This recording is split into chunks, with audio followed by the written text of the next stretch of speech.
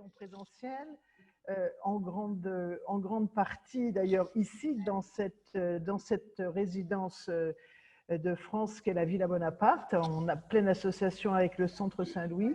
En tout cas, je suis très heureuse d'offrir aujourd'hui, je veux dire, avec la conférence de Gilles Montègre, je crois, un moment de respiration littéraire, historique, qui se réfère évidemment à un homme d'exception que moi j'ai le privilège de croiser tous les matins, puisqu'il y a un buste dans l'entrée de la Villa Bonaparte, et un homme qui fut un homme de lettres, un homme d'église, un homme d'État, un diplomate, qui nous a légué cette fameuse entité que sont les pieux établissements de la France à Rome et à Lorette, c'est-à-dire qui est en fait l'entité qui fédère les églises françaises et dont qu'il a eu une mission de mettre en place. Et puis un témoin qui a été lucide et clairvoyant à la fois d'un monde qui s'effondre, celui de l'Ancien Régime, et puis d'un monde qui émerge, celui de la Révolution. Non seulement un témoin, mais aussi un acteur, parce qu'il a dû œuvrer, notamment en particulier comme diplomate, en jouant ce qu'il a su très bien faire, je veux dire ce rôle d'équilibriste, comme le dit Gilles Montègre. Voilà. Et puis, peut-être une note un peu plus personnelle, parce que le cardinal de Bernis, c'est le pouvoir de l'amitié, c'est le titre de votre livre, mais aussi d'une amitié qu'il a su partager, à laquelle il a su associer les femmes. Et je crois qu'il était de ce point de vue-là non seulement quelqu'un qui avait compris l'amplitude, je veux dire, de la mission diplomatique, puisque il a pratiqué la diplomatie culturelle avant l'heure, le pouvoir doux avant l'heure, et il a su aussi, je dirais, être un salon où on peut rayonner des gens de tout horizon, je veux dire, à une période, comme je l'ai dit, extrêmement par définition bouleversée et bouleversante. Voilà, donc je n'en dis pas plus et je vous souhaite à tous une bonne conférence en remerciant bien sûr Gilles Montègre, et je passe la parole à Brigitte Marin, la directrice de l'École française de Rome, avec qui nous sommes très heureux de coopérer. Et bonsoir à toutes et à tous, et je voudrais tout d'abord remercier très chaleureusement l'ambassadrice et Fabienne Couty d'avoir bien voulu associer l'École française de Rome à cette manifestation qui permet, et c'est tout à fait appréciable au moment où nous commençons à sortir de cette période de confinement si pénible et qui a tellement affecté nos activités, qui permet donc de maintenir des activités culturelles et scientifiques proposées par la France à Rome et qui permet donc de maintenir ce lien et ce contact en dépit de la crise sanitaire. Je voulais juste rappeler que nous avions avec le Centre Saint-Louis j'entends des voix derrière, mais je ne sais pas exactement ce que c'est. Coupez les micros. Voilà, et nous avions programmé le 7 mai une des dernières conférences d'Ali Ben Maklouf dans le cadre des lectures méditerranéennes organisées par l'École française de Rome. Et donc cette conférence devait se tenir au Centre Saint-Louis. Nous l'avons repoussée, mais je suis très heureuse de pouvoir m'associer à l'initiative justement d'aujourd'hui qui permet de maintenir ce lien avec le public romain, même si c'est par visioconférence. Alors la conférence de ce soir se situe dans un partenariat au long cours entre l'ambassade, l'Institut français Centre Saint-Louis et l'École française de Rome, puisqu'elle découle d'une manifestation qui s'était tenue il y a 5 ans à l'École française de Rome. Gilles Montègre, qui est le coordinateur de l'ouvrage Le cardinal de Bernis, le pouvoir de l'amitié, comme on vient de le rappeler, avait alors proposé à l'École française de Rome de s'associer à un colloque organisé en 2 sessions, l'une à Grenoble et l'autre à Rome, à l'École française de Rome, sur cette figure de la présence française à Rome, et cela à l'occasion du tricentenaire de la naissance du cardinal. Ces manifestations visaient à faire le point sur les nouvelles recherches entreprises grâce à la découverte des papiers personnels du cardinal. Et l'école, donc, s'était bien volontiers associée puisque sa vocation principale est d'encourager des recherches innovantes, nourries, notamment sur des sources inédites. Il faut rappeler ici, je voudrais le souligner, les liens très anciens que Gilles Montègre a avec l'École française de Rome. D'abord, ce n'est pas sans un souvenir très amical que je voudrais rappeler qu'il a été boursier de l'École française de Rome, que c'est dans ce cadre-là qu'il a rédigé sa thèse, publiée par l'École française de Rome, sous le titre « La Rome des Français au temps des Lumières », capitale de l'Antique et carrefour de l'Europe, 1769-1791. Et depuis, il n'a cessé de fréquenter l'école en tant qu'animateur de programmes scientifiques en particulier. Donc, je suis très heureuse de le retrouver ce soir. Et je voudrais souligner aussi que le résultat de ces recherches aujourd'hui, c'est le fruit d'une très longue fréquentation du cardinal de Bernis. Et je dirais même, et là je vais révéler sans doute un petit secret, c'est que cette fréquentation du cardinal de Bernis est plus ancienne que sa fréquentation de l'École française de Rome, aussi étonnant que cela puisse paraître, puisque c'est d'abord dans le cadre d'une maîtrise qu'il a soutenue à l'Université de Provence, et là donc de bien longues années, qu'il s'était intéressé au cardinal de Bernis, mais cette fois-ci pour et au sujet de son ambassade vénitienne. Il avait d'ailleurs, dans cette occasion, rédigé un très beau mémoire de recherche, de maîtrise, et c'est ce qui l'a encouragé ensuite à s'intéresser de plus près à cette figure. Et du reste, le titre de sa thèse, qui n'est pas le titre du livre publié, c'était « Présence française et construction des savoirs dans la ville éternelle au temps de l'ambassade de Bernis ». Donc vous voyez qu'en fait, de ce premier travail d'initiation à la recherche jusqu'à ce travail collectif, le cardinal de Bernis est toujours présent dans les travaux de Gilles Montègre. Et ce choix du personnage de Bernis, c'est un bon choix, je dirais, comme lieu de convergence, de focale, relevant à la fois de l'histoire diplomatique, de l'histoire culturelle, de l'histoire de l'information politique, de l'histoire des mobilités voyageuses, de celle, bien sûr, de l'Église. Et il est revenu en grande partie à Gilles Montègre, qui est maître de conférence à l'Université de Grenoble, ça a été rappelé. Donc, Grenoble, qui est un établissement aussi, qui est un des partenaires privilégiés de l'École française de Rome parmi les universités françaises. Il lui est revenu donc d'organiser ce travail collectif visant à faire le point sur les nouvelles recherches entreprises grâce aux découvertes des papiers personnels du cardinal pour encourager des recherches qui se situent vraiment au carrefour de plusieurs approches historiographiques, et ce sont des approches historiographiques qui sont aussi chères à l'École française de Rome, l'histoire de la curie romaine, l'histoire des relations internationales et celle des transferts culturels, et puis bien sûr l'histoire de Rome même, de la Rome moderne, capitale culturelle, polycentrique et cosmopolite. Alors, le parcours de Gilles donc, témoigne bien de son attachement à, non seulement à la figure du cardinal de Bernis, mais à l'histoire de Rome. Et les rencontres de 2015 ont été le fruit d'un réseau d'institutions françaises qui se sont mobilisées pour soutenir l'enquête coordonnée par Gilles Montègre.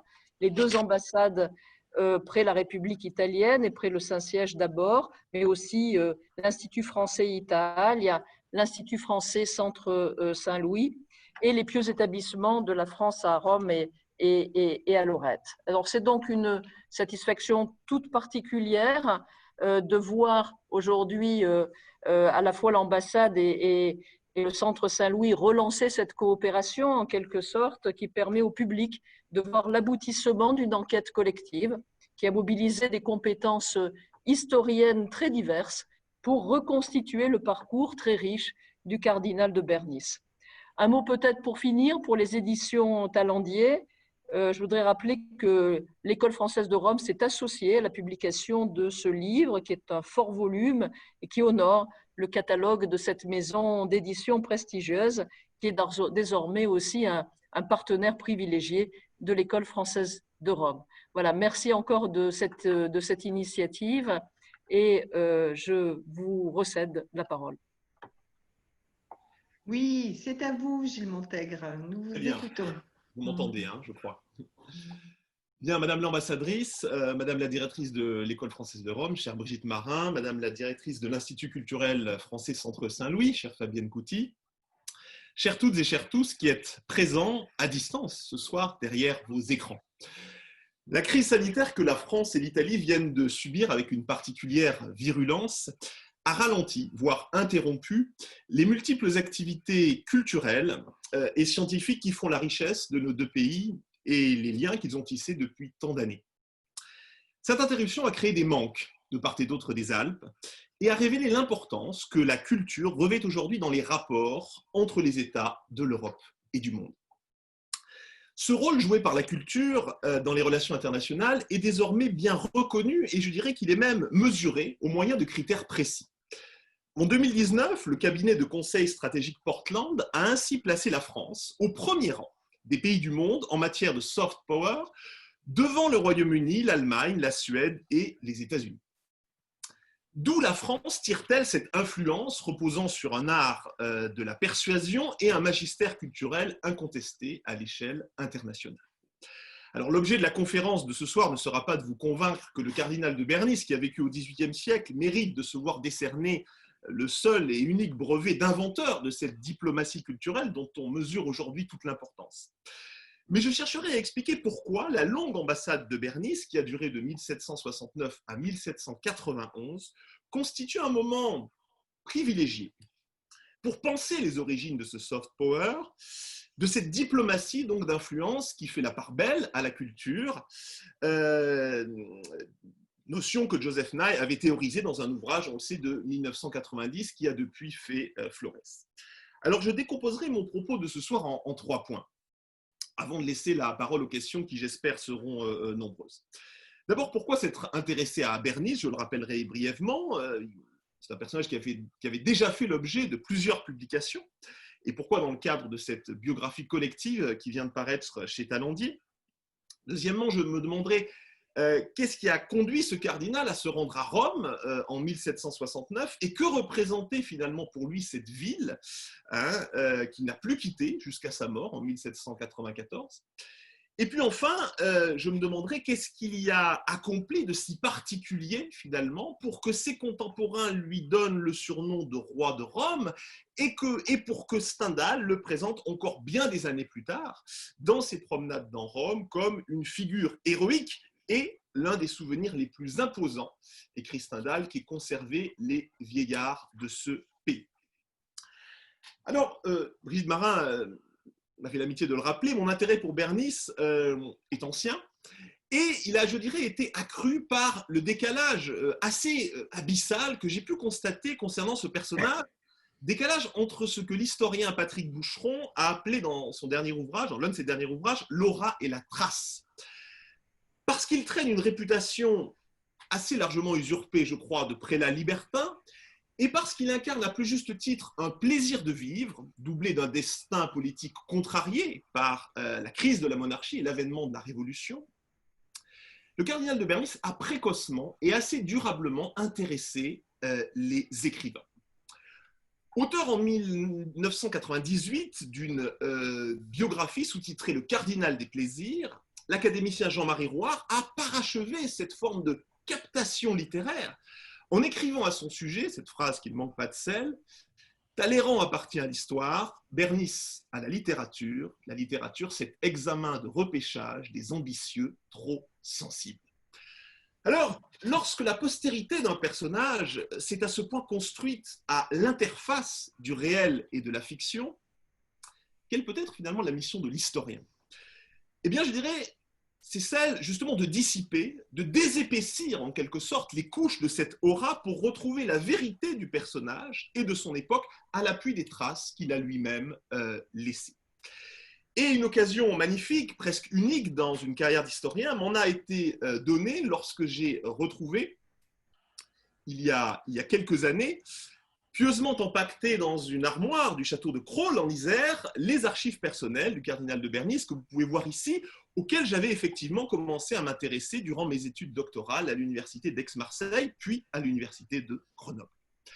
Grâce à la générosité et à la confiance que m'ont témoigné les descendants actuels du cardinal de Bernis, j'ai pu mener avec une entière liberté cette enquête sur ces fonds personnels d'une grande richesse auquel seul l'historien Frédéric Masson avait eu accès, et seulement en partie, à la fin du XIXe siècle. Le livre qui paraît aujourd'hui est donc original au sein de l'ample bibliographie sur le XVIIIe siècle, d'abord parce qu'il rend la parole à Bernis et à ses nombreux interlocuteurs, hommes et femmes, ministres et diplomates, cardinaux et philosophes, dont les lettres se comptent par centaines dans les archives privées des châteaux de Crolles et de Salgas. Ce livre se singularise aussi par sa dimension collective, cela a été rappelé.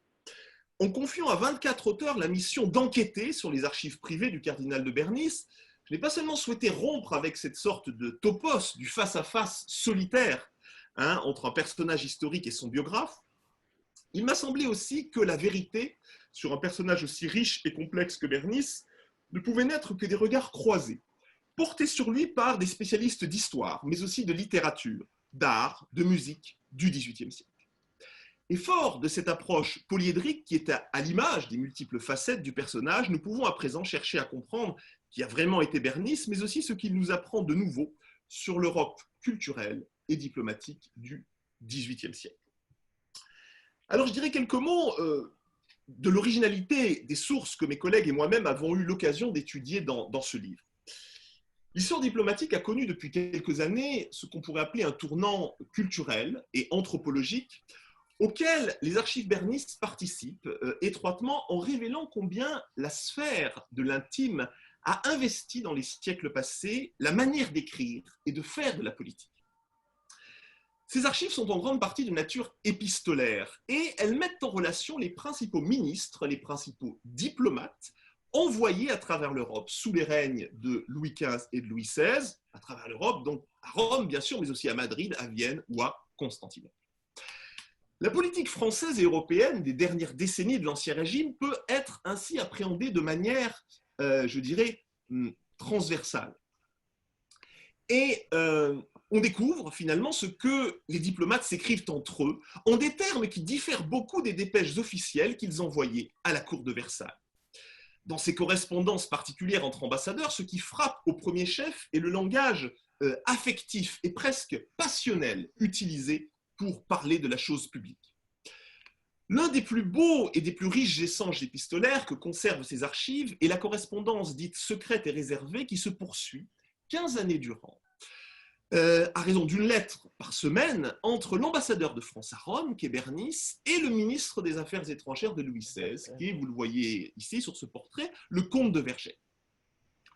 Dans une lettre qu'il écrit à Vergennes en 1784, Bernis écrit au sujet du premier ministre espagnol Florida Blanca, qu'il a bien connu à Rome, je cite, « On ne le gagne qu'à la longue et on ne le conserve qu'avec la docilité du disciple et la tendresse toujours marquée d'un ami passionné et presque d'un amant. » Le transfert du vocabulaire de l'amitié et de la passion dans le registre politique apparaît ici de manière particulièrement éloquente, je crois.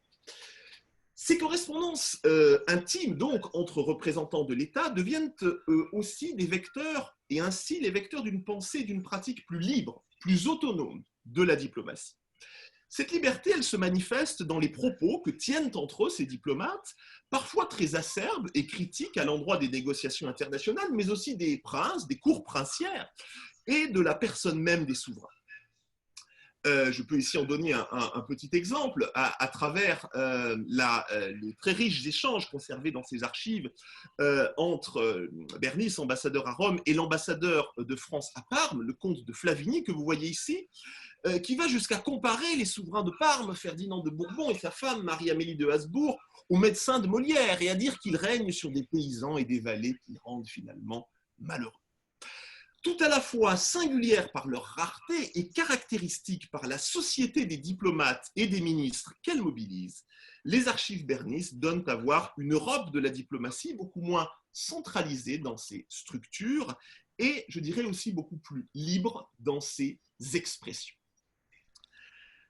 Alors, je voudrais maintenant en venir au deuxième temps de cette conférence, en me demandant avec vous, finalement, qu'est-ce que Bernis est venu faire lorsqu'il arrive à Rome, très précisément le 21 mars 1769.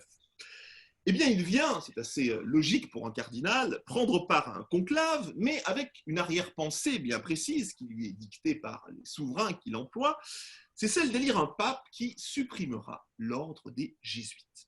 Alors là, il faut bien avouer que la réponse à la question que nous posions en préambule n'est que plus mystérieuse. Comment est-ce qu'un cardinal français, envoyé à Rome pour supprimer l'ordre religieux le plus influent, bien sûr, auprès de la papauté, est-il parvenu à rester en place durant 25 ans comme ambassadeur et surtout à se faire aimer des Romains comme des étrangers de passage dans la vie éternelle? Eh bien, avant d'apporter des éléments d'explication à ce qui relèverait presque du miracle, pour employer une terminologie catholique, il n'est pas inutile, je crois, de faire un bref retour en arrière sur la carrière de Bernis, car celui que l'on allait bientôt appeler le roi de Rome revient de loin, si je puis dire, aussi bien sur le plan familial que sur le plan religieux et politique. François Joachim de Pierre de Bernis naît en 1715 au château de Saint-Marcel d'Ardèche. C'est le cadet d'une famille de noblesse ancienne, mais assez appauvrie, envoyé à Paris pour tenter une carrière ecclésiastique dont il peine, il faut bien le dire, à assumer la vocation. Car ce que Bernis découvre dans ce Paris des années 1730-1740, c'est une effervescence intellectuelle qu'il ne soupçonnait pas et un magistère culturel assumé par les femmes qui y tiennent salon. Et donc, les années de formation de Bernis sont dès le départ caractérisées par une tension qu'il peine d'une certaine manière à résoudre entre passion littéraire et musicale, ambition politique et vocation religieuse. Échappé du séminaire de Saint-Sulpice, l'abbé de Bernis se fait connaître par des poésies qui anticipent le goût du siècle pour la nature. Ces poésies lui valent, vous voyez le frontispice de deux d'entre elles sur l'écran, lui valent l'entrée à l'Académie française à l'âge bien peu canonique, il faut l'avouer, de 29 ans, mais lui valent aussi le sobriquet de Babet de la Bouquetière dans la fuble Voltaire. C'est en faisant jouer les ressorts féminins du pouvoir que Bernis prépare en réalité son entrée en politique. Devenu la coqueluche des salons, comme celui de Madame de Tencin, dans lequel il est ici rétrospectivement représenté avec de nombreux hommes des Lumières, Bernis y fait la connaissance de Madame d'Étiole, qui devient en quelques mois la maîtresse et la favorite du roi Louis XV sous le nom de marquise de Pompadour. La confiance dont la nouvelle marquise entoure le jeune abbé rapproche ce dernier des allées du pouvoir et lui vaut d'obtenir en 1752 le poste d'ambassadeur auprès de la Sérénissime République de Venise. Alors, n'en déplaise aux lecteurs de Casanova, qui ont été nombreux, comme en témoigne cette aquarelle assez fantaisiste, il faut bien dire, représentant Bernis à Venise, aquarelle réalisée par le père de Corto Maltese, Hugo Pratt, Venise a moins représenté pour Bernis une école du libertinage qu'une école de la diplomatie. Ce n'est pas un hasard, en effet, si au retour de cette mission vénitienne, Bernis se voit secrètement confier par Louis XV la négociation de la plus importante refonte des rapports de force européens depuis le Moyen-Âge, une réconciliation de la France des Bourbons avec l'Empire des Habsbourg.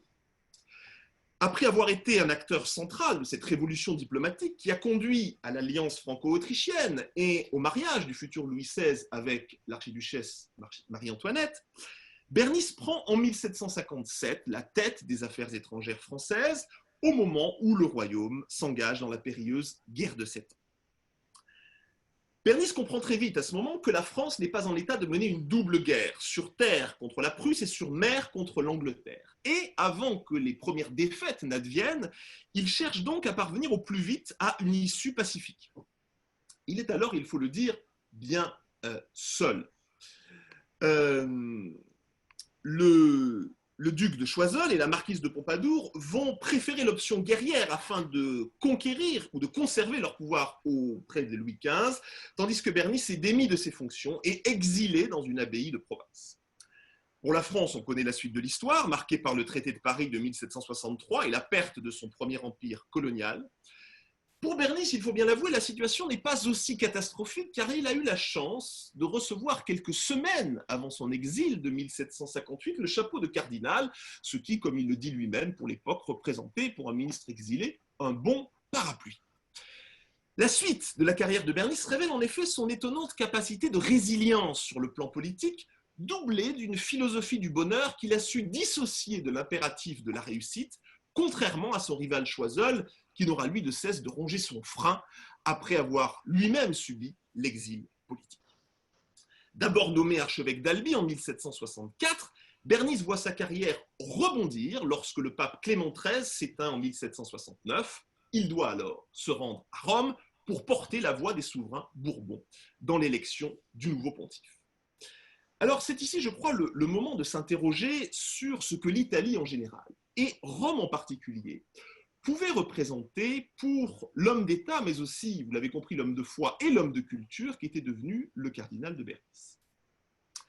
L'ambassade de Bernice à Rome intervient en effet à un moment charnière des rapports entre ces deux espaces politiques si dissemblables, la France et l'Italie, qui se sont, on le sait, longtemps disputé une forme de magistère culturel à l'échelle de l'Europe. On a longtemps écrit qu'au XVIIIe siècle, la France avait presque tout à apprendre à l'Italie et presque rien à recevoir d'elle. Depuis une vingtaine d'années, plusieurs programmes de recherche pilotés par l'École française de Rome ont mis à mal cette histoire un peu monolithique et franco-centrée en s'intéressant notamment au milieu intellectuel italien ou aux relations, plus riches qu'il n'y paraît, entre Rome et la science. Et les historiens de ma génération ont été portés par ces programmes, comme par les ouvrages de ceux qui, de Gilles Bertrand à Pierre-Yves Bourpère, ont ébranlé le vieux modèle diffusionniste de l'exportation de la culture française à l'étranger, modèle qui avait connu ses heures de gloire dans les années 1930, au profit d'un modèle interactionniste qui privilégie la manière dont l'Europe s'est construite par apport réciproque. Or, Bernice apparaît comme une figure clé, je pense, pour la compréhension de ce nouveau modèle, car il fut un acteur militant de ces interactions. Et pour le comprendre, il faut, je crois, peser ce que Rome et l'Italie pouvaient représenter et incarner aux yeux du cardinal. Et je dirais que, pour le dire brièvement en quelques mots, Rome et l'Italie représentaient pour Bernice, en 1769, trois choses.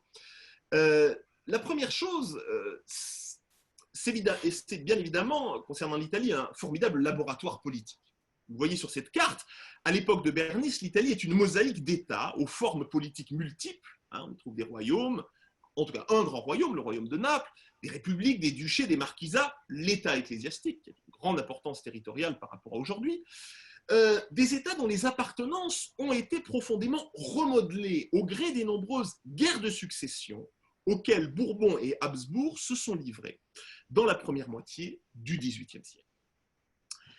Et avant que les campagnes de Bonaparte et l'Empire napoléonien ne remodèlent en profondeur cette géographie politique, l'Italie de la seconde moitié du XVIIIe siècle apparaît donc comme un miroir de l'équilibre européen et mondial des puissances et comme un terrain diplomatique particulièrement propice pour en saisir les enjeux. Et je crois que l'intelligence de Bernice, c'est d'avoir compris les potentialités politiques qu'il pouvait tirer de cet observatoire italien. Et cela est particulièrement vrai du système polycentrique et mouvant de la curie pontificale, riche de multiples prolongements internationaux. Car en dépit du long déclin de l'influence temporelle de la papauté sur l'échiquier européen, toutes les puissances sont représentées de manière officielle ou officieuse auprès du pape au XVIIIe siècle.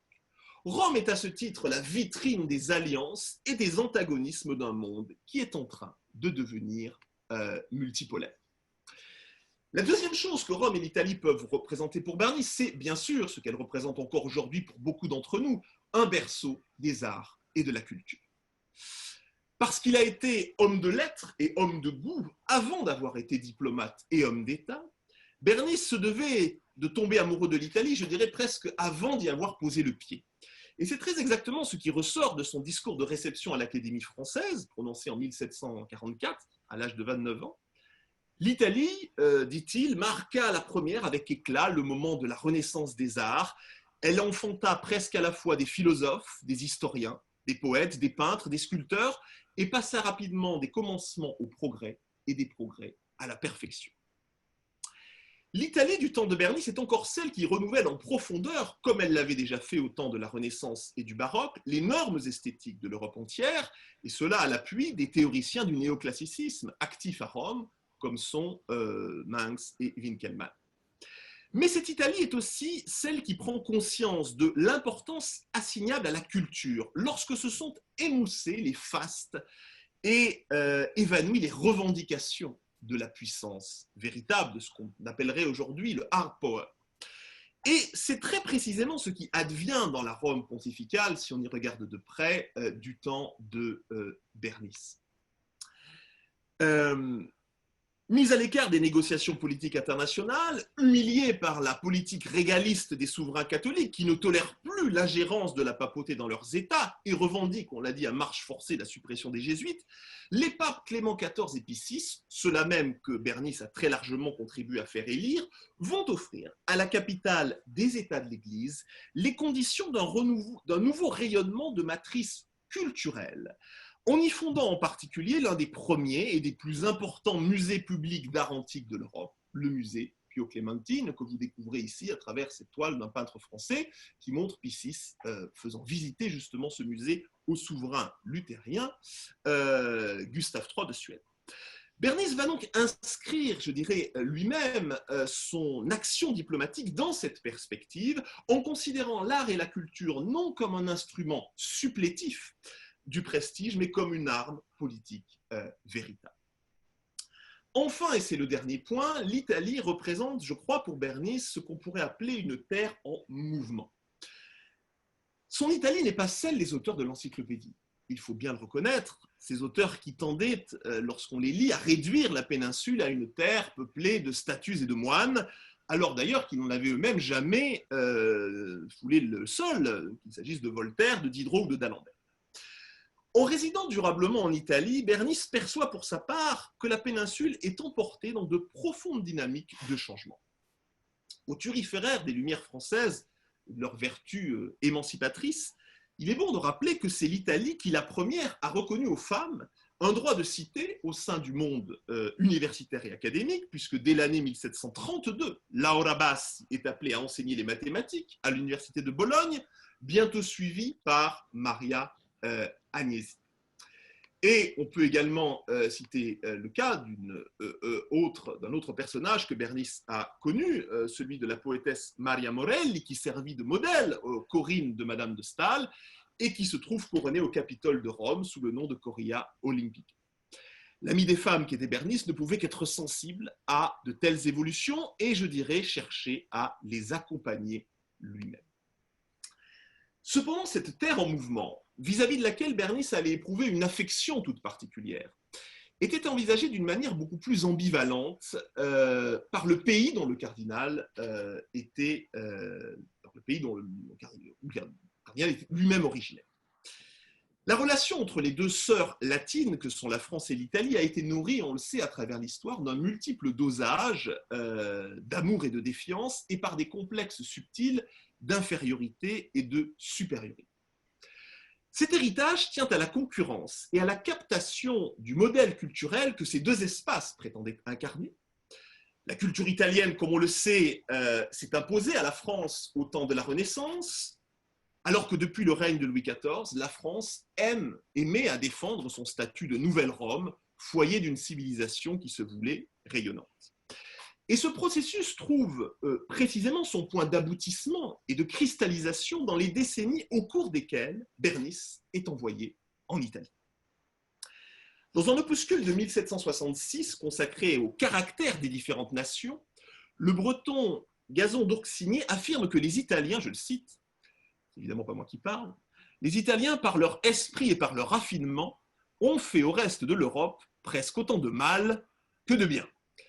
Et 10 ans plus tard, le polygraphe Louis-Antoine de Caraccioli n'hésite pas à écrire dans son ouvrage sobrement intitulé « Paris, le modèle des nations étrangères ou l'Europe française », « Jadis, tout était romain, aujourd'hui, tout est français ». Il faut bien dire qu'à Rome et dans la péninsule, cette condescendance, cette prétention française était jugée totalement insupportable et n'était pas sans conséquence sur les relations avec les Français qui avaient fait le choix de résider ou de séjourner en Italie. Bernice avait bien pris la mesure de ce divorce culturel et entendait tout entreprendre pour y mettre fin. Dans un passage de ses mémoires, il ne fait pas mystère du programme qu'il s'est lui-même fixé, alors même qu'il commence son ambassade à Venise. Je veux, écrit-il, reconquérir pour la France le cœur et l'esprit des Italiens. Alors, dernier temps de cette présentation, je dirais, comment s'y est-il pris? À Rome, son premier coup de maître est d'avoir favorisé l'élection en 1769 d'un candidat de compromis sur le trône pontifical en la personne de Clément XIV. Fort de ce succès, Choiseul propose à Bernice de demeurer à Rome en qualité de représentante de Louis XV auprès du nouveau pape. La position que Bernice va alors occuper est d'autant plus délicate qu'étant à la fois cardinal et ambassadeur, il est appelé à servir les intérêts contradictoires du pape et du roi de France. Constamment placé entre le fer de la curie et l'enclume des couronnes catholiques, Bernice parvient pourtant à survivre politiquement entre Rome et Versailles en faisant jouer alternativement les avantages de cette double appartenance. Il tire en particulier profit de la densité des réseaux diplomatiques présents à Rome, en devenant l'ami intime des diplomates espagnols Florida Blanco et Azara. Il rend sa médiation décisive non seulement dans la suppression des Jésuites qui aboutit en 1773, mais également dans le renforcement de l'alliance entre Versailles et Madrid, devenue indispensable au moment du soutien aux colons américains entrés dans la guerre contre l'Angleterre. Entre-temps, Bernice aura permis le ralliement des cardinaux les plus hostiles autour de la personne de Pie VI, Braschi, élu pape en 1775, au terme de l'un des conclaves les plus longs et les plus difficiles de l'histoire du Saint-Siège. La tempérance de Bernice séduit à Rome, à l'heure où l'on s'attendait à un ambassadeur dur et intransigeant. Mais cette tempérance est aussi le fruit d'une stratégie bien calculée, dans laquelle entre l'usage politique que Bernice entend faire de la culture. La façon dont Bernice a défini cette puissance douce qu'il entendait exercer nous est rapportée par un voyageur, le voyageur bordelais Dupaty, à l'occasion de son séjour à Rome en 1785. Sa maison, écrit Dupaty, à propos de Bernice, est ouverte à tous les voyageurs de toutes les parties du monde. Il tient, comme il le dit lui-même, l'auberge de France dans un carrefour de l'Europe. Auberge de France dans un carrefour de l'Europe, l'expression apparaît emblématique d'une forme de tension entre cosmopolitisme et sentiment national qui traverse les dernières décennies de l'Ancien Régime. Cette tension, Bernice cherche à la résoudre en posant sa personne et je dirais aussi son palais d'ambassade comme des instruments non pas de domination de la France, mais de médiation entre les diverses nations de l'Europe. Et en la matière, Bernice sait qu'il dispose d'une conjoncture particulièrement favorable, puisque dans cette deuxième moitié du XVIIIe siècle, le voyage d'Italie s'est en large part transformé, démocratisé, en particulier au profit des couches bourgeoises, des milieux artistiques et des professions à talent. Et donc, lorsqu'il installe sa représentation diplomatique au palais de Carolis, que vous pouvez voir ici, Bernice fait ce choix, qui n'est pas un choix de hasard, c'est un très grand palais d'architecture moderne situé en aval du Corso, où se déroulait chaque année, comme on le voit d'ailleurs sur ce tableau de l'école de Panini, le carnaval romain. Dans son palais, Bernice met en place un système d'hospitalité particulièrement élaborés et sophistiqués qui conjuguent de fastueux déjeuners quotidiens à une conversation du vendredi pouvant rassembler plusieurs centaines de personnes. Cette auberge ne s'ouvre pas aux seules émules de la vieille tradition du grand tour aristocratique. Ce qui fait sa force, c'est qu'elle intègre à dessein aux élites de la naissance les forces vives de la culture du temps, aussi bien hommes que femmes, artistes que musiciens, poètes, antiquaires, lettrés ou naturalistes. Les Français s'y mêlent aux Italiens, mais également aux Espagnols, aux Anglais, aux Russes ou aux Scandinaves. Cette hospitalité relève donc d'une politisation très consciente du phénomène culturel massif qui est devenu le voyage d'Italie.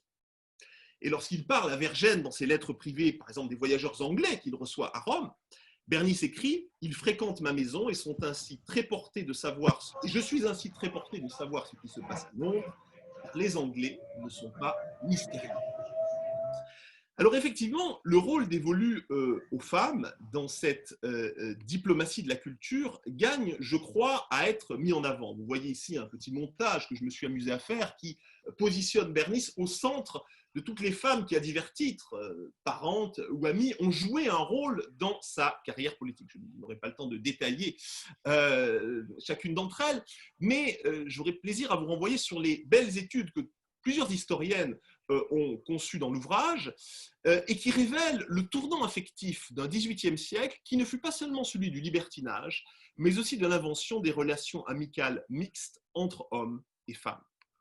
On voit ici le portrait de la duchesse de Sivrac et une lettre qu'elle a écrite à Bernice pendant son ambassade à Rome. Dès l'écriture de ses mémoires, qui sont bien antérieures à son ambassade, Bernice écrit « Les amis que j'ai perdus et celles que je conserve font également le malheur et le bonheur de ma vie. » Mais les sources épistolaires que nous avons retrouvées disent aussi l'usage politique de ces amitiés mixtes, comme dans le cas de la relation que Bernice noue à Rome avec la princesse Giuliana di Santa Croce. L'intimité entre la vieille famille romaine des Falconieri, dont la princesse était issue, et la famille romagnole des Braschi, dont faisait partie le pape Pie VI, a constitué une ressource politique tout à fait fondamentale pour l'ambassadeur de France à Rome. Et on peut en dire tout autant du salon très cosmopolite de la princesse de Santa Croce, qui servait alors en quelque sorte d'antichambre aux réceptions plus officielles organisées par Bernice dans son palais d'ambassade. Pour autant, peut-on parler pour cette époque de diplomatie culturelle au sens que l'on donne aujourd'hui à ce terme? Trois processus qui caractérisent les pratiques de diplomatie culturelle sont bien en gestation dans la Rome de Bernice et il vaut la peine, rapidement pour terminer, de les pointer. Le premier processus qui emprunte à la théorie bien connue d'Habermas est celui qui conduit de la sphère privée à la sphère publique. La diplomatie culturelle mobilise des espaces qui s'ouvrent tendanciellement à un public qui relève encore d'une certaine forme d'entre-soi, de l'élite culturelle pour le XVIIIe siècle, mais néanmoins un public qui est plus large qu'auparavant, à rebours de ce qui se passait dans les demeures privées qui pouvaient rester l'apanage de sociabilité princière ou aristocratique. Et c'est très exactement, si on regarde cela d'un petit peu plus près, c'est très exactement cette ouverture en quelque sorte au public que Bernice engage en mettant en avant l'articulation de son palais d'ambassade avec les deux espaces culturels qui lui sont proches, que sont, vous le voyez sur ce plan, l'Académie de France à Rome, qui à l'époque est installée au palais Mancini, et la librairie française de Rome, Bouchard et Gravier, qui est, elle, située face au palais de Carolis et qui accueillait une clientèle tout à fait cosmopolite de voyageurs et de religieux, comme en témoigne cette enseigne d'époque. Le deuxième processus voit le passage d'un dispositif d'accumulation personnelle des biens culturels vers une stratégie assumée de leur mise en circulation éphémère. Le mécénat culturel, traditionnellement exercé dans le champ artistique et culturel, avait auparavant pour principal effet, et c'est vrai à Rome en particulier, une sorte d'entassement d'œuvres, de biens et d'objets dans des demeures princières comme dans des palais patriciens. La diplomatie culturelle mobilise en revanche des productions culturelles évanescentes, au sens où elle cherche à les exposer, à en faire la publicité, mais sans nécessairement les retenir. Et en multipliant les concerts, les expositions artistiques au Palais de France, Bernis fait ce qu'on en appellerait aujourd'hui, je ne sais pas, de l'événementiel, de l'animation culturelle à large spectre. Quoi de plus évanescent d'ailleurs que les arts de la table, pour lesquels Bernis laissa à Rome un souvenir lointain, puisque Piscis, le dernier souverain des États de l'Église, déclarait encore un siècle plus tard: la cuisine du cardinal est ici encore en odeur de sainteté. Et un chapitre du livre, étudie justement la singularité de cette diplomatie gastronomique dont on prête souvent l'invention à Talleyrand, mais Bernis est à mon avis un exemple antérieur qu'il est intéressant de convoquer, diplomatie gastronomique qui revendique, dans le cas de Bernis, une forme d'hybridation culinaire entre les traditions françaises et le cosmopolitisme romain. Cela nous conduit au troisième processus qui a trait au passage du principe de rayonnement au principe de réciprocité. Telle qu'elle se pratique aujourd'hui dans les réseaux d'ambassades à travers le monde, la diplomatie culturelle repose en effet sur une visée éthique, impliquant de trouver un juste équilibre entre l'exaltation de soi et la reconnaissance de l'autre. Pour l'ambassadeur du siècle des Lumières, que l'on ne qualifie pas encore de diplomate, mais que Lucien Belli se plaît à définir comme un modèle humain et social du XVIIIe siècle, la théorie de l'équilibre des puissances, balance of power, peut avoir pour corollaire l'idéal d'un balance of culture. Si Bernis cherche à impressionner ses visiteurs, il a pour principe de ne jamais faire ressentir la supériorité supposée de la France vis-à-vis des autres nations. Il cherche au contraire à en remontrer à tous ces Français présents en Italie qui croient prouver leur supériorité en vantant leurs propres mérites, sans jamais apprendre la langue italienne, ou sans tirer profit de ce que produisent les artistes ou les penseurs italiens actifs à Rome. Et les choix artistiques que Bernis a faits, qui sont documentés dans l'ouvrage par de très intéressantes œuvres, que j'ai eu le plaisir de retrouver dans les châteaux Bernis, sont tout à fait intéressants, car ils apparaissent davantage dictés par, je dirais, c'est ce que les historiens d'art ont montré dans le volume, une culture cosmopolite, une culture artistique cosmopolite plutôt que par un patriotisme des milieux académiques. Vous le voyez ici, Bernis fait par exemple appel à l'allemand Anton von Maron, beau-frère de Mainz, pour réaliser les portraits des membres de sa propre famille qu'il accueille à Rome, comme le prouvent ces nombreux tableaux inédits que vous pourrez retrouver dans le cahier iconographique de l'ouvrage. Alors on peut s'interroger sur les raisons d'être finalement profondes de cette diplomatie culturelle dont les origines sont à mon sens à penser finalement bien en amont de cette période de l'entre-deux-guerres à laquelle on l'associait traditionnellement. Ces décennies de la fin du XVIIIe siècle sont celles où la France, il faut s'en souvenir, a perdu, on le disait tout à l'heure, son premier empire colonial et pense d'une certaine manière pouvoir recouvrer un empire de substitution qui serait celui de la culture. Aimons le théâtre, c'est la seule gloire qui nous reste, écrit Voltaire, donc vous voyez ici le buste, lorsqu'il apprend en 1761 la perte de Pondichéry, Voltaire qui a abondamment correspondu avec le cardinal de Bernis, comme le montre l'étude de Linda Gilles, qui nous écoute, je le sais, ce soir, dans l'ouvrage.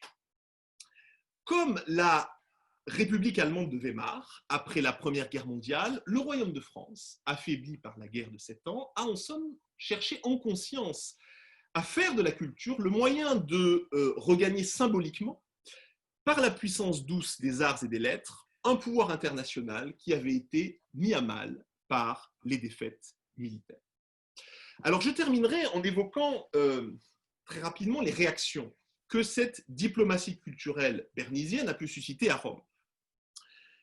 Car Madame de Genlis a parlé, c'est elle qui a parlé dans ses mémoires de Bernice comme d'un roi de Rome, et évidemment, Bernice a contribué à consolider, à construire lui-même cette image dans une démarche, je dirais, d'auto-célébration.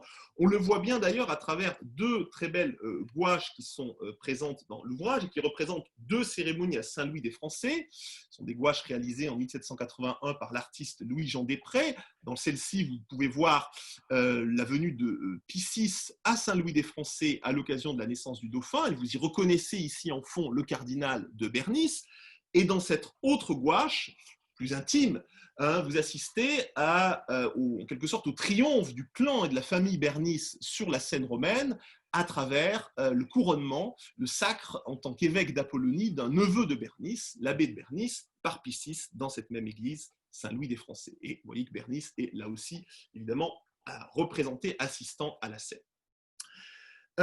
Bien sûr, l'historien ne doit pas être dupe de ce discours d'auto-célébration. La diplomatie culturelle sécularisée et féminisée du cardinal de Bernice a suscité de nombreuses réactions d'inquiétude et d'hostilité à Rome. Et cela d'autant plus que de terribles tensions existaient alors à la curie entre les cardinaux les plus conservateurs, restés nostalgiques de la toute-puissance pontificale, et des cardinaux ou des prélats plus ouverts aux réalités du monde. Dans les lettres secrètes qu'il adresse à Vergennes, conservées à Crolles et mises en avant dans le livre, Bernice ne fait pas mystère de son opposition assez radicale à ces cardinaux zélantes qui relèvent de ce qu'il appelle le parti jésuite. Et lorsque le mendiant Benoît Labre meurt, un mendiant français meurt à Rome en 1783, Bernice voit précisément dans le mouvement d'opinion qui pousse à sa canonisation immédiate une sorte de manœuvre de ce parti favorable aux ex-jésuites. Et c'est pour leur faire pièce que Bernice va parvenir à imposer au sommet finalement du gouvernement de l'Église un jeune prélat réformateur que vous voyez ici, qui a fait ses preuves à Bologne en réformant le cadastre de la province, le cardinal Ignazio Boncompagni Ludovisi. Les brouillons de ces lettres, conservés dans les archives privées du cardinal et étudiés dans le livre par Claudio Canonici, révèlent que c'est Bernice qui a joué pour Boncompagni un rôle de sentinelle bienveillante, le protégeant des cardinaux zélantes assimilés à de dangereux aspics, comme vous pouvez le voir dans cet extrait de lettre, jusqu'à ce que Boncompagni devienne en 1785 le nouveau secrétaire d'État du pape Pie VI. Cependant, ce jeune cardinal ne parviendra pas à transposer à l'échelle de Rome et du gouvernement de l'Église l'ambitieuse politique réformatrice qu'il avait entreprise à Bologne, et Bernice finira donc par envisager l'insuccès de son protégé à Rome, au miroir finalement de l'échec ministériel qui avait été le sien à Versailles, et à considérer avec une inquiétude grandissante le sort qui allait être réservé à la fin du siècle, tant au royaume de France qu'aux États du pape. Alors, la fin de la mission diplomatique de Bernice à Rome et le rôle qu'il a joué au moment de la Révolution française est un sujet tout à fait passionnant, mais dont je n'aurai absolument pas le temps de parler ici. Je vous renvoie au chapitre du livre qui traite de cette période, et en particulier à la très belle analyse qu'a réalisée Virginie Martin des correspondances que Bernice entretient avec les diplomates français en poste en Italie au moment de la Révolution. Je me contenterai de 2 remarques très brèves avant de conclure, en disant que Bernice n'a pas été le contre-révolutionnaire invétéré qu'on a longtemps décrit, mais a au contraire, sous la Révolution, poursuivi son action temporisatrice en retardant la rupture inévitable entre la France et le Saint-Siège, née de la constitution civile du clergé. Et puis d'autre part, l'ambassadrice l'a rappelé tout à l'heure, la diplomatie bernisienne d'époque révolutionnaire est encore vivace dans la Rome d'aujourd'hui, puisque le cardinal est devenu, quelques mois avant sa mort, à la demande de Pie VI, le premier administrateur des pieux établissements de la France à Rome, une fondation qui, comme vous le savez, existe toujours aujourd'hui et qui œuvre, grâce à des lieux de foi et de culture aussi merveilleux que la Trinité des Monts ou Saint-Louis des Français, à un dialogue culturel fécond entre la France, l'Italie et le Saint-Siège. Alors, avant de passer aux questions, je conclurai par une très brève mise en perspective historique. Depuis Dante, Machiavel, jusqu'à Octavio Paz, Carlos Fuentes, Stendhal, Chateaubriand, enfin on pourrait citer beaucoup de noms, les diplomates ont souvent été des hommes de culture. Tous, en revanche, n'ont pas cherché à faire de la culture un levier spécifique pour asseoir une politique en faisant jouer alternativement un principe de rayonnement et un principe de réciprocité dans les rapports entre les puissances. Parmi les ambassadeurs français qui s'y sont essayés à Rome avant Bernice, il est sans doute très intéressant de citer le nom du cardinal de Polignac. Et cela d'autant plus que Bernice a longtemps pensé son destin littéraire et diplomatique en miroir à celui de Polignac, au sens le plus littéral du terme, si on examine ce double portrait, portrait de Bernice par Despac, qui se moule, si je puis dire, littéralement dans celui qui avait été réalisé par Polignac, par Rigaud, quelques années auparavant. Ambassadeur de France à Rome entre 1724 et 1732, Polignac a marqué son temps par la réalisation du célèbre escalier de la place d'Espagne et par les tableaux de Panini qui ont immortalisé les somptueuses célébrations données sur la place Navone à l'occasion de la naissance du dauphin. Pourtant, la diplomatie de Polignac à Rome se rattache davantage, à mon sens, à la tradition de l'évergétisme et du mécénat privé, ce dont témoigne la riche collection d'œuvres d'art qu'il y avait assemblée. Comprendre ce que Bernice a commencé à faire suppose donc peut-être de regarder plus loin dans le temps, et en particulier du côté de l'ambassade de Camille Barrère, envoyée en 1897 pour représenter la République française auprès du jeune royaume d'Italie. Cette ambassade qui a été étudiée par l'historien Gilles Ferrari. De nombreux points de convergence relient en effet les ambassades de Bernice et Barrère en dépit de la différence des régimes et des époques. Bernice et Barrère sont chacun demeurés en poste plus de 20 ans à Rome. Ils y ont l'un et l'autre été envoyés pour accomplir une négociation tellement délicate qu'elle aurait dû leur aliéner les sympathies de l'opinion transalpine. La suppression de l'ordre des Jésuites pour Bernice, le désengagement de l'Italie de son alliance avec l'Allemagne pour Barrère. L'un et l'autre y sont pourtant parvenus en usant d'une patience, d'une tempérance et d'un respect de l'interlocuteur italien qui leur ont valu une très large admiration. Bernice et Barrère ont aussi bénéficié de l'écoute d'un ministre des Affaires étrangères resté longtemps en poste, avec lequel ils ont entretenu une puissante complicité épistolaire, le comte de Vergennes pour Bernice, Théophile Delcassé pour Barrère. Enfin, usant tour à tour du secret diplomatique et d'une fastueuse hospitalité entretenue au palais de Carolis comme au palais Farnèse, Bernice et Barrère ont su se faire aimer de la population locale au point d'être acclamés par elle dans les circonstances les plus difficiles de leurs ambassades. Ces deux figures de diplomates, empruntées l'une à la France monarchique, l'autre à la France républicaine, nous révèlent ainsi que par-delà les régimes et les soubresauts de l'histoire, la France retrouve sa force et son unité lorsqu'elle use à bon escient de la puissance douce et du levier culturel. Tel que ce livre l'envisage, le destin historique contrarié du cardinal de Bernice nous permet donc aussi de comprendre, Français ou Italiens que nous sommes, les Européens que nous étions et ceux que nous pourrions devenir. Je vous remercie à tous pour votre attention en dépit de la distance et j'invite qui le souhaite à intervenir par des questions. Je laisse peut-être la parole à Fabienne Couty. Oui, sur ces questions, merci beaucoup Gilles Montègre. Malheureusement, à la distance, je crois que c'est possible électroniquement, mais on aimerait vous applaudir pour ce paysage et ce récit en kaléidoscope autour du cardinal de Bernice. Je vous propose maintenant une séance de questions, effectivement, décliner qui vous êtes avant de poser votre question. Vous avez la possibilité, en allant dans la barre d'outils participants, de cliquer sur l'icône lever la main, ce qui permettra de donner de l'ordre un petit peu aux questions et je vous donne à ce moment-là la parole. Ou alors, on peut partir pour une première question si quelqu'un souhaite se lancer, mais sinon, utilisez l'icône lever la main. Oui, je ne sais pas si… Je vous en prie, allez-y, oui. Oui, Régis Nacfer.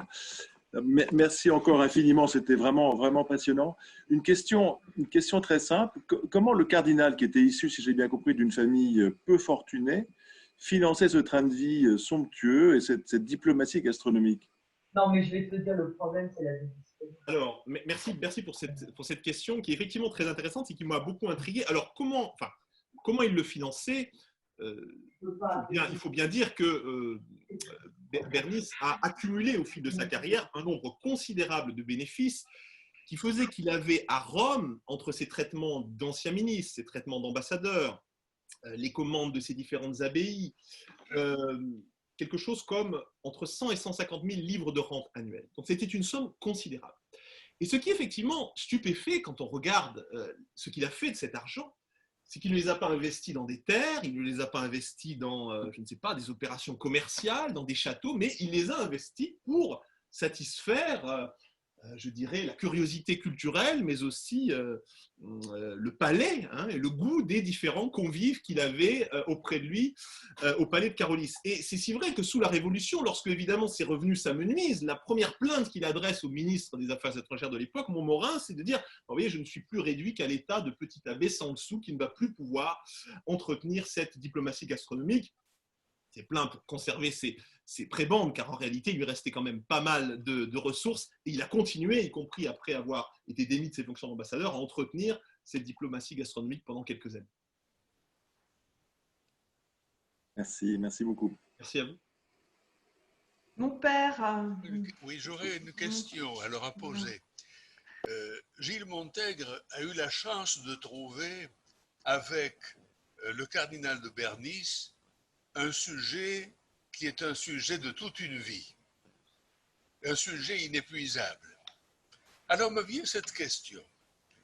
Il y a quelques années, avec le concours de l'École française de Rome, les pieux établissements ont publié l'histoire du couvent de la Trinité des Monts, que l'on appelait le journal du Père Martin, qui était un des derniers minimes à demeurer à Rome jusqu'au début du XIXe siècle. Ma question est celle-ci. À partir de la correspondance du cardinal de Bernis, est-ce que l'on peut avoir une idée de son opinion sur la communauté française de Rome, celle qu'il a connue donc, qu'il a fréquentée pendant des dizaines d'années? Et est-ce que cette communauté française de Rome a joué un rôle dans son action diplomatique?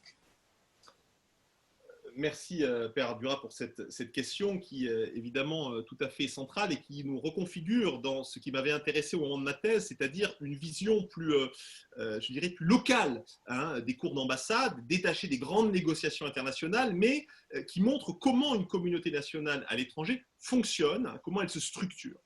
Et effectivement, les sources que l'on trouve, alors je profite aussi de cette occasion pour dire les sources que, bien sûr, les sources nouvelles que l'on trouve dans les archives privées Bernis, mais aussi les très importantes sources que l'on trouve et qui sont accessibles à tout le monde, au public, dans les archives diplomatiques de la Courneuve, où on a toute la correspondance officielle de Bernis à Rome, nous renseignent sur ces aspects. Alors, je ne pourrais pas, tant le sujet est vaste d'une certaine manière, traiter de l'ensemble de la communauté et des différents membres de la communauté française de Rome, mais je ferai un point d'accroche sur les rapports particuliers du cardinal de Bernis avec la Trinité des Monts, qui m'est chère et qui vous est chère à divers titres, et notamment à travers celui qui est l'un de ses plus importants représentants à l'époque, à la fois à Rome et reconnu dans le monde scientifique de l'époque, c'est le père François Jacquier. Le titre de l'ouvrage, c'est Bernis, le pouvoir de l'amitié. L'une des belles amitiés qui s'est tissée à Rome à cette époque-là, c'est celle entre le cardinal et ce père Jacquier, qui, on le découvre par toute une série de sources, était le précepteur de la nièce de l'ambassadeur, donc venait très régulièrement au palais de Carolis. Bernis a beaucoup œuvré aussi à la mort du père Jacquier en 1788 pour lui faire des funérailles plus imposantes que celles que n'auraient voulu lui faire les autres membres de la communauté minime. Et si ma mémoire est bonne, à la fin de sa vie, Jacquier, dit de Bernis, lui écrit une lettre que l'on trouve d'ailleurs dans le manuscrit du père Martin que vous citez en disant « Je ne vis que par vous dans ce pays », tant l'articulation est forte entre les deux. Donc effectivement, je crois que l'ambassade de Bernis à Rome représente aussi un moment assez fort de cette vitalité culturelle, religieuse, diplomatique, interne à la communauté française de Rome. Nous avons Sylvia Mini qui souhaite poser une question. Allez-y, madame. Oui, bonjour, c'est Sylvia Tarti. Merci Gilles pour m'avoir invité à cette conférence. Bonjour et bonjour. Je reconnais beaucoup d'amis. Et, alors, tu as cité Azzara, dont je me suis occupée pour un travail sur la diplomatie à Rome. Et Azzara affichait ce que je pourrais appeler une diplomatie philologique au lieu de la diplomatie gastronomique de Bernice, parce qu'il avait adressé les jésuites et il était aussi au même niveau de Bernice, il avait été envoyé pour combattre, pour chasser les jésuites. Et il les adressait, les jésuites espagnols, à des travaux culturels, aux éditions d'auteurs anciens. Et lui-même était impliqué dans cette œuvre de travail scientifique, de travail philologique, qui était une stratégie culturelle menée exprès pour soumettre, pour adresser à quelque chose d'autre les jésuites, non? Pour les détourner de questions politiques. Et c'était une stratégie qu'Azzara affichait d'une façon explicite dans les lettres qu'il envoyait au gouvernement en Espagne. Donc, c'était vraiment une stratégie, vu que dans les archives de Bernice, j'ai compris que tu as trouvé même des lettres amicales de Azzara et d'autres. Je me demandais si cette stratégie culturelle de Bernice était quelque chose qui était décidé d'une façon vraiment, d'une façon rationnelle. Hein? Que ce n'était pas seulement les fêtes, mais qu'il y avait derrière toute une stratégie. Et une autre petite question concerne le rôle de Rome dans cette diplomatie culturelle de Bernice. C'est vrai que les initiatives qu'il privilégie, comme les fêtes, la gastronomie, appartiennent d'une certaine façon à l'histoire culturelle romaine depuis le début du XVIIIe siècle, et qu'à Rome, il y avait toujours eu les fêtes pour le peuple. Donc, je me demande, est-ce que Bernice a d'une certaine manière rencontré, croisé ce qui était une attitude romaine et qu'il a exploité pour ses buts, qu'il a su comprendre le langage romain. Voilà. Et s'il aurait eu la même attitude même dans une autre ville. Merci Sylvia pour ces questions très importantes. Alors, sur Azzara, il y a tout un... évidemment, la relation entre Bernice et Azzara, je dois dire que le titre de l'ouvrage, Le pouvoir de l'amitié, doit beaucoup aux amitiés que Bernice a tissées avec l'Espagne. Et je me réfère ici à Maria Dolores Jimeno Puyol, qui nous écoute et qui a, dans le livre, je renvoie à sa belle étude, montré finalement l'évolution très particulière de l'amitié franco-espagnole entre Bernice et Azzara au temps de l'ambassade du cardinal. Une relation qui a été très évolutive, car au départ, Bernice est très mal vu de l'Espagne. Il est très mal vu dans la mesure où il représente un cardinal, donc quelqu'un qui va en quelque sorte freiner toutes ces initiatives régalistes que les Espagnols veulent porter à Rome. Et puis c'est peu à peu que la séduction se fait. Elle se fait là aussi par l'intermédiaire des femmes et par l'intermédiaire de la princesse de Santa Croce. Et donc c'est une relation qu'il faut envisager, je dirais, dans son évolution et dans sa complexité jusqu'à la Révolution, puisque Azzara va être l'exécuteur testamentaire de Bernice et va, après la Révolution, œuvrer à la publication du seul poème qu'il avait écrit et qui n'avait pas été publié jusqu'alors, c'est La religion vengée. Alors, je crois qu'on a affaire à deux diplomaties culturelles assez distinctes entre Bernice et Azzara, car Bernice n'est pas un acteur, disons, de projet culturel en lui-même. Il est un médiateur davantage. Il est quelqu'un qui met en connexion les personnes davantage qu'Azzara, qui produit lui-même, comme tu l'as bien rappelé, un certain nombre d'œuvres. Mais cette médiation, elle s'exerce bien sûr en direction du palais d'ambassade, du palais de Carolis, mais aussi en direction des cercles littéraires très actifs dans la Rome de l'époque, et en particulier ce que beaucoup ici connaissent bien, l'Académie de l'Arcadie, dont Bernice soutient la transformation dans la deuxième moitié du XVIIIe siècle, une transformation qui tend à donner de plus en plus d'importance aux femmes, nous y revenons, et également aux sciences, hein, et à la dimension réformatrice et scientifique des Lumières. Donc c'est plutôt, je crois, dans ce sens qu'il faut envisager la diplomatie de Bernice. Merci aussi pour la deuxième question qui me semble tout à fait importante. Je crois que si Bernice réussit, c'est aussi parce qu'il s'acculture au code romain. Et ça, on le voit bien dans la manière dont il utilise la relation avec la princesse de Santa Croce. C'est l'article de Carole Blumenfeld dans l'ouvrage qui en parle. Du point de vue de la gastronomie, du point de vue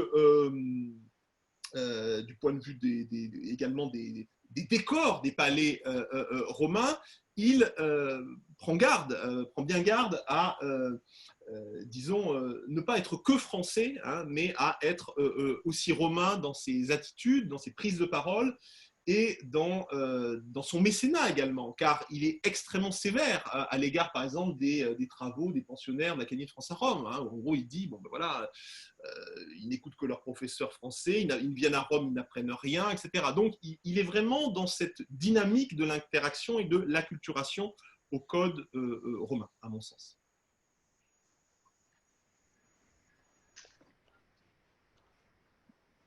Oui, Madame Linda, Gilles, vous avez la parole si vous souhaitez poser une question.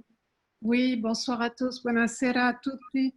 Alors évidemment, comme moi je me suis intéressée surtout à l'homme de lettres qui a été Bernice, à travers ses relations avec Voltaire, mais aussi à travers ses pratiques d'écrivain, de poète. Hein. Donc l'intérêt à travers ces deux pans de son activité, épistolaire avec Voltaire et puis poète, concerne surtout sa vie en France, d'avant l'Italie.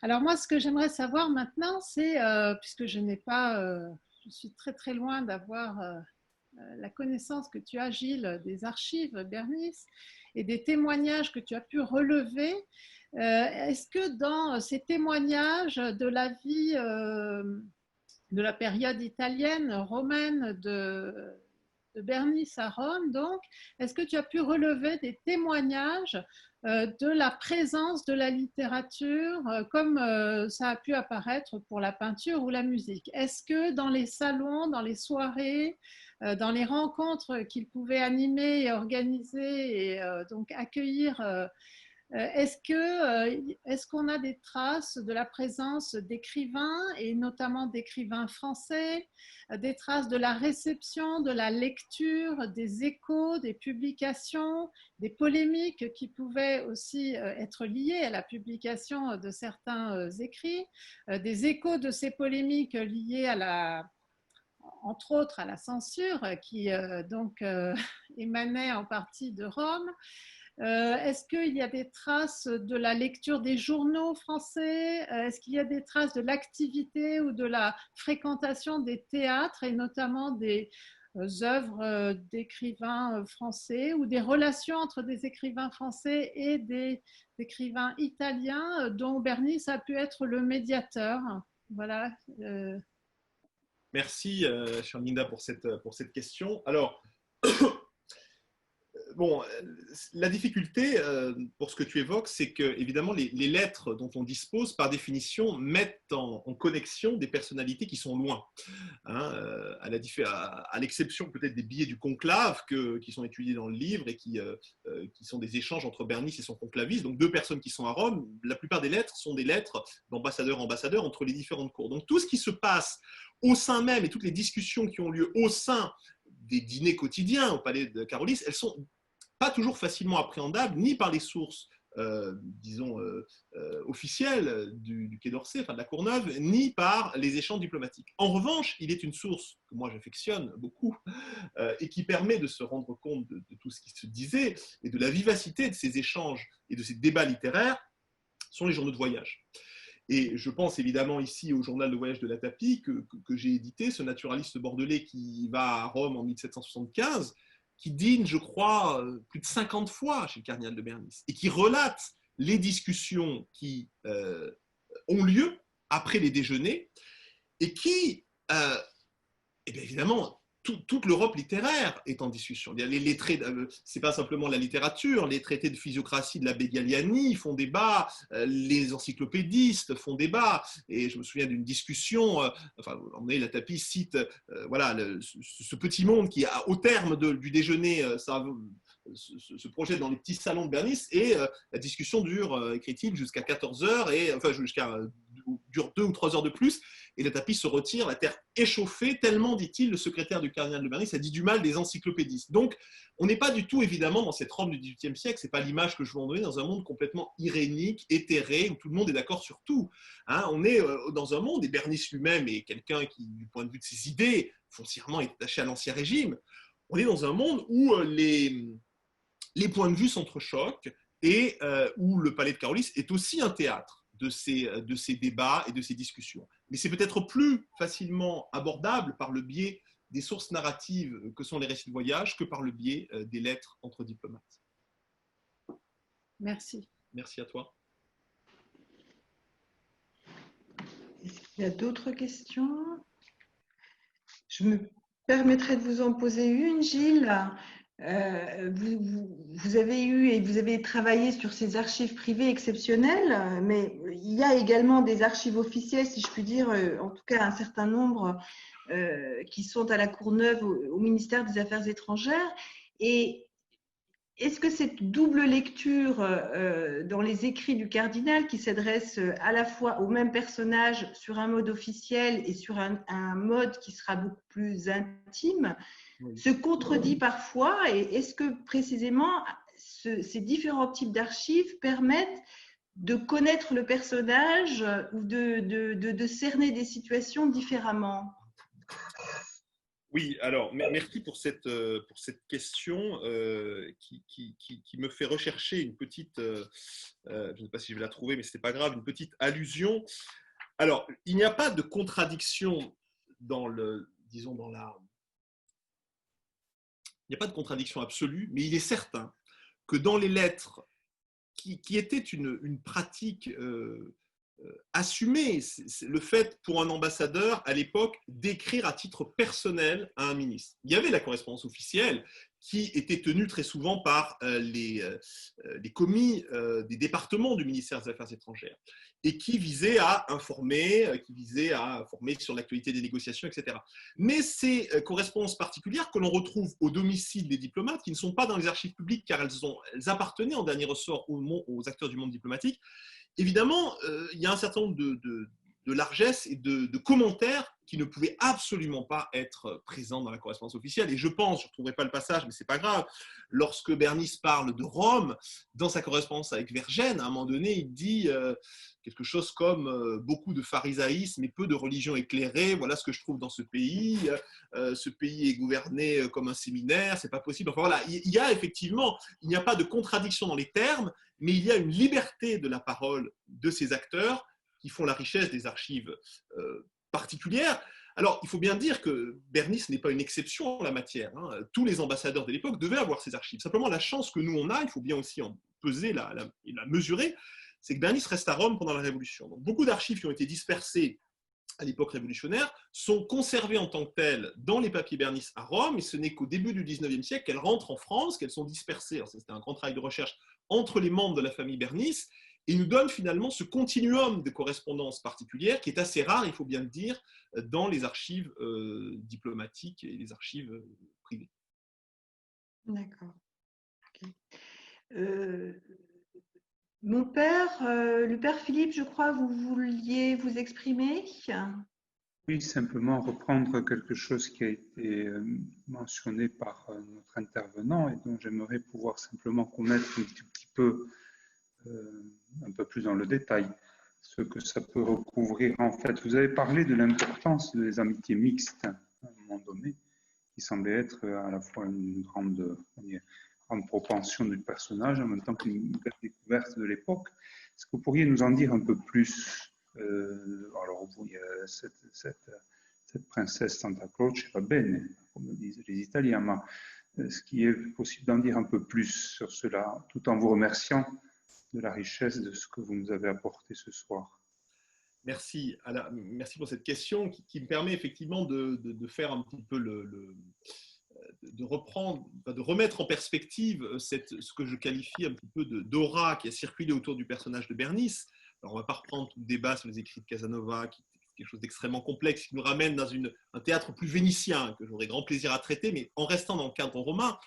Bon, évidemment, on a écrit, et on n'a pas attendu le 19e ou le 20e siècle pour l'écrire, on a écrit autant du cardinal de Bernice que la princesse de Santa Croce était l'amante du cardinal de Bernice, était sa maîtresse. Et on a écrit ça comme on l'a écrit pour tous les cardinaux qui étaient au conclave, et en particulier au conclave de 1774-1775. Il y a eu une satire très célèbre qui était publiée à l'époque, où le cardinal Albagne avait sa maîtresse. Bon, on a eu la chance de conserver des billets particuliers que Bernice adressait à la princesse de Santa Croce. Et ce qui ressort de ces billets, c'est l'étude qu'en a menée Carole Blumenfeld, c'est une relation de tendresse presque filiale, hein, de rapport presque de père à enfant entre les deux personnages, davantage que de commerce charnel, même si ce commerce charnel a pu faire les choux gras de toute une presse à scandale qui florissait non seulement à Rome, mais dans toutes les cours européennes de l'époque. C'est tout ce qu'a écrit Robert Darnton sur le sujet, qui est très riche. Mais à mon avis, si on étudie la carrière de Bernice, on se rend bien davantage compte de la richesse de ses amitiés mixtes et de la manière dont Bernice a compris finalement le pouvoir au féminin au XVIIIe siècle et la manière dont il pouvait en user pour asseoir sa propre carrière. Mais avec aussi c'est vrai dans sa relation avec la marquise de Pompadour, c'est vrai dans sa relation avec la duchesse de Polignac, qui reçoit sous la Révolution, avec finalement une grande tendresse, une sorte d'amitié sentimentale, qui est à mon sens une invention du XVIIIe siècle, car quand on regarde ce que Montaigne dit des femmes, au XVIe siècle, il n'était pas très tendre, il faut bien l'avouer. Et au XIXe siècle, on assiste au retour des grandes amitiés viriles, des grandes amitiés entre hommes, où Michelet disait, voilà, les hommes et les femmes n'arrivent plus à se parler. Au XVIIIe siècle, à travers Bernice, mais à travers quelques autres acteurs, il y a cette saisonnalité, si je puis dire, de ces amitiés mixtes qui sont un continuum intéressant, à mon avis, de la carrière du personnage.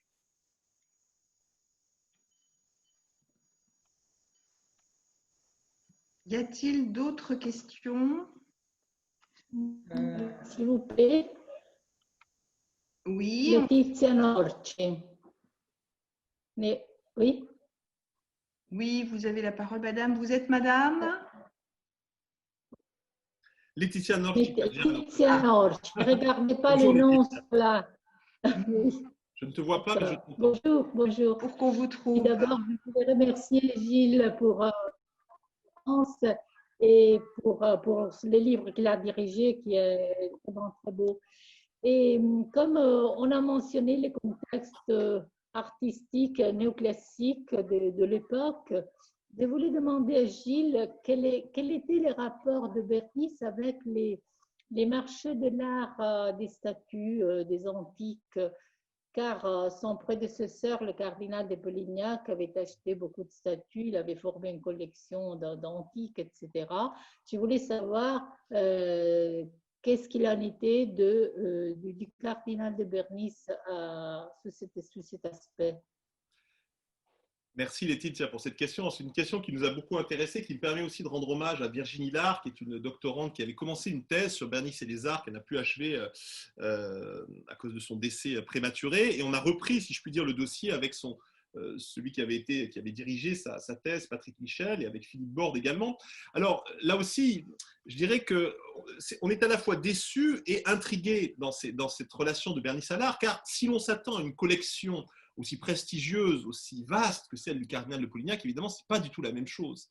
Mais encore une fois, alors, ceci dit, le cardinal de Bernice a construit deux belles collections qui sont assez intrigantes parce qu'une partie était au palais de Carolis, le palais d'ambassade de France à Rome, et l'autre était au palais de la Berbie à Albi, hein, dont il était toujours l'archevêque à l'époque. Et il y a son neveu, l'abbé de Bernice, qui joue en quelque sorte le rôle de cheville ouvrière dans sa relation entre les milieux, dans la relation de Bernice avec les milieux artistiques.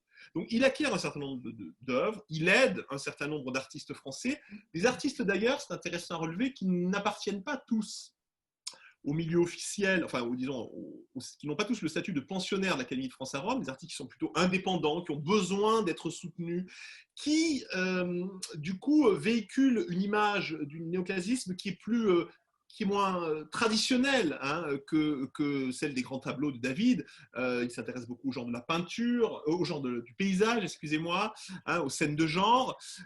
Et donc, il cherche davantage à aider les artistes et à différentes catégories d'artistes qu'à former une très importante collection. Ceci dit, il intervient de manière fondamentale, à mon avis, dans le dynamisme de cette vitrine artistique française. Et ça, on le voit très bien avec les expositions du Palais Mancini. C'est-à-dire, à partir du début des années 1780, le Palais de l'Académie de France accueille des expositions à l'initiative de Bernis, car Bernis les fait coïncider avec la fête du 25 août, qui est à l'époque la fête monarchique hein, de référence, notre 14 juillet de l'époque, si on peut dire. Et donc, ces expositions, mais ça relève de ce que je disais tout à l'heure, hein, de cette forme d'évanescence de l'activité culturelle, deviennent une vitrine importante de la France à Rome. Et c'est, je crois, sous cet angle, plus que sous l'angle du collectionnisme plus traditionnel d'un Polignac ou d'un Breteuil, qu'il faut envisager l'originalité du mécénat, de la diplomatie artistique de Bernis à Rome. Merci beaucoup. Merci à toi. Oui, Yves Tessier-Lorfeuille, s'il y a possibilité de poser une question encore. J'aurais une brève question sur le bref de Pie VI de décembre 1793, par lequel donc le pape nomme le cardinal de Bernis visiteur apostolique pour les pieux établissements et donc lui demande de les prendre en charge en pleine période révolutionnaire. Est-ce que l'on sait si cette initiative a été en partie suscitée par le cardinal de Bernis?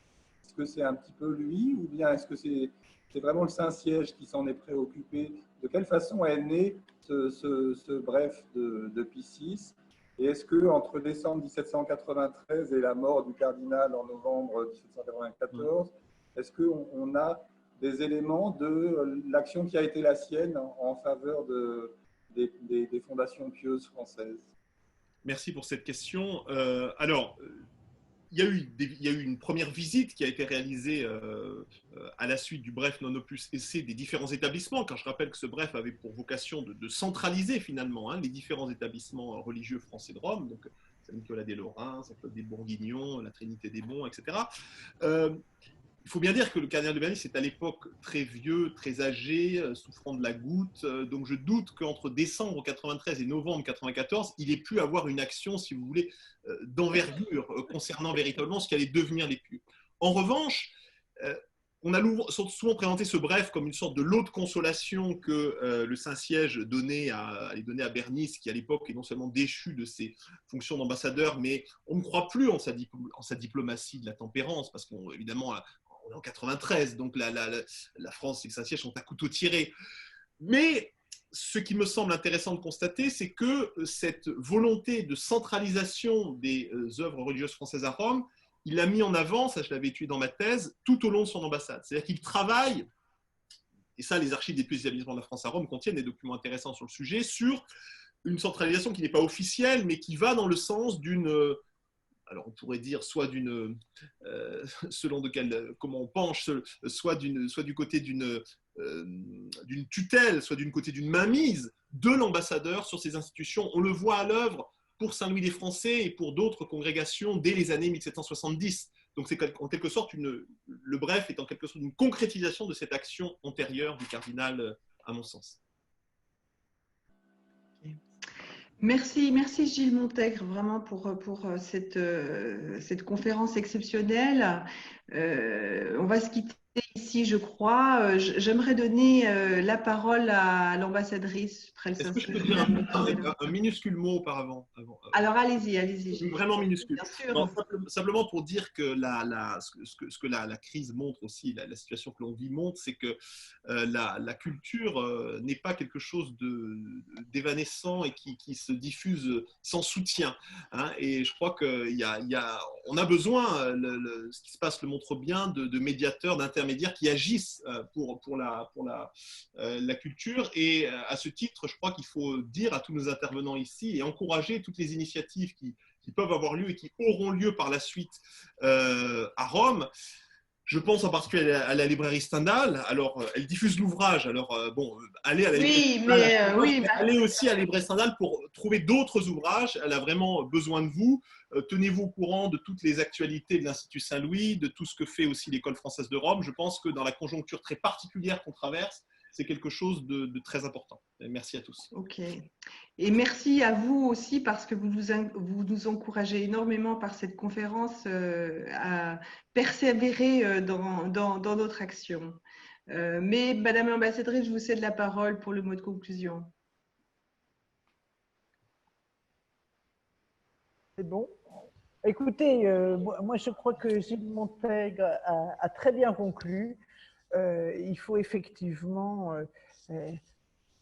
donc reprendre le chemin de la culture, du papier, du livre, de l'écoute et faire vivre cette dimension qui est fondamentale à Rome, mais aussi ailleurs, parce que vous l'avez bien dit, la culture, c'est finalement le dialogue, c'est la rencontre avec l'autre et c'est l'échange. Merci en tout cas, c'était très passionnant et puis j'espère pouvoir vous dire à bientôt à Rome, cette fois-ci, confinement pour la suite. Et merci à tous ceux et toutes celles qui nous ont écoutés et qui ont posé des questions, qui ont rendu aussi cette post-conférence très interactive. Au revoir à tous. Au revoir. Merci encore. Hein. Vraiment. Merci à tous. Merci pour votre participation et à bientôt dans nos murs, j'espère.